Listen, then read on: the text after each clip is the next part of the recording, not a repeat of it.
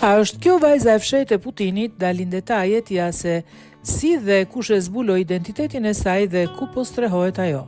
Një nga figurat më të diskutueshme të ditëve të fundit në skenën kulturore franceze është një vajzë e re që punon si menaxhere e 2 galerive të njohura arti në Paris, por që mediat e pavarura dhe artistët në mërgim e identifikojnë si Elizaveta Vladimirovna Krivonogit, vajza e dyshuar e presidentit rus Vladimir Putin.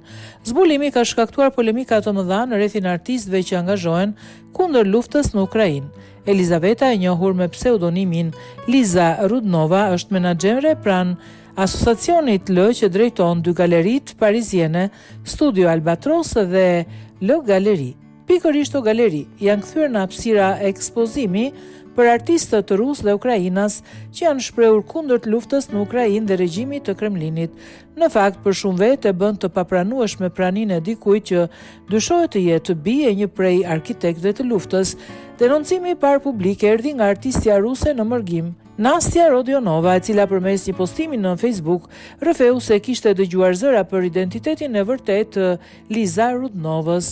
Ajo thotë se kishte verifikuar këtë informacion përmes një takimi me presidentin e asociacionit L Dimitri Dolinski, i cili kishte pohuar se menaxheria quhej Elizaveta Rudnova, një emër që shumë media të pavarura e lidhin me vajzën e fshehtë të presidentit Putin.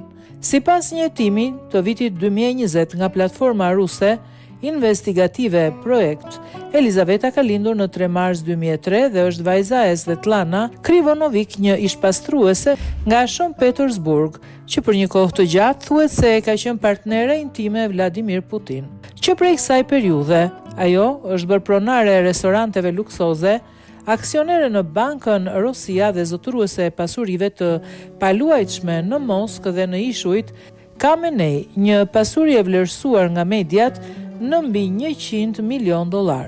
Hetimet e mëparshme kanë zbuluar se Elizaveta përdor pseudonimi Rudnova, që prej vitit 2010, një mbiemër që mund të jetë një homazh për mikun e ngushtë të Putinit, Oleg Rudnov, i vdekur në vitin 2015.